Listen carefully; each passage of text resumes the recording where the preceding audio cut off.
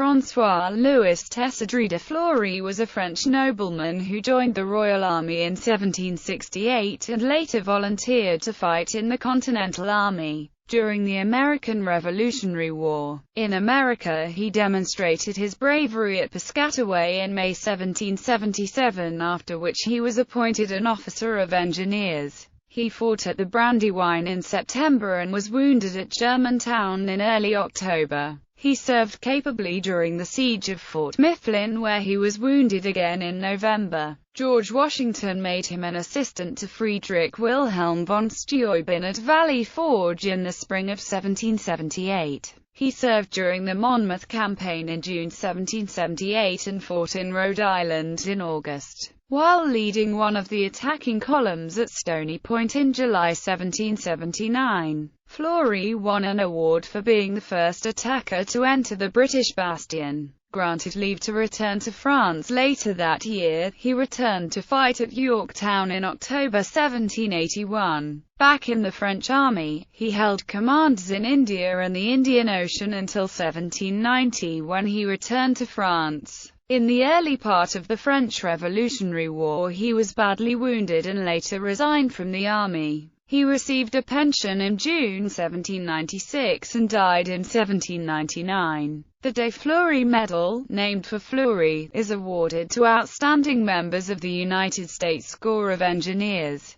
Early life. François-Louis Tessier de Fleury was born in Saint-Hippolyte-le-Grave-Rhône, in Provence, France on August 28, 1749, was trained as an engineer, and served in the French army during the Corsican campaign. In 1777 he volunteered to serve with the American Army in its fight for independence from Britain. The Continental Congress appointed de Fleury a captain of engineers, and he quickly proved himself. Wounded at the battles of Fort Mifflin and Brandywine, he soon became Lt. Col. de Fleury. Battle of Stony Point.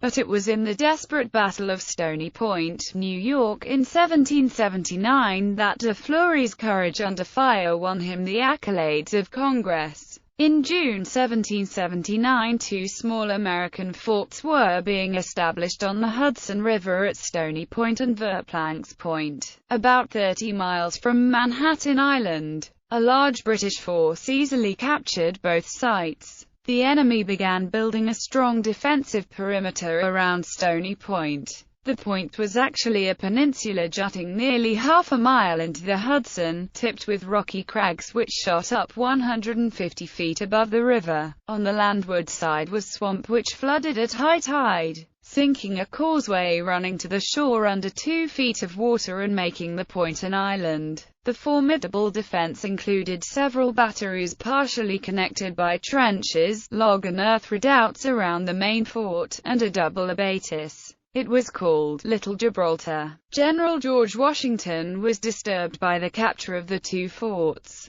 British occupation gave them control of a vital segment of the river and rerouted American communications, supplies and troops moving between New England and the other colonies. Worse, General Washington was convinced the enemy was preparing to strike West Point, less than 15 miles upriver. American reinforcements were quickly moved into position north of Stony Point, but Washington thought there was no hope of recapture. A recently formed light infantry corps led by the daring Brigadier General Mad Anthony Wayne consisted of hand-picked combat veterans. The group was made up of 4 regiments of about 340 men each. Colonel Christian Febbiger headed the 1st Regiment with de Fleury as second in command. On July 15, the corps, except for a small diversionary force, unloaded weapons and turned in their ammunition. Secrecy was so tight the troops did not know they were going to attempt to recapture Stony Point. For such a risky assault, surprise was vital, and the attack was to take place in total darkness.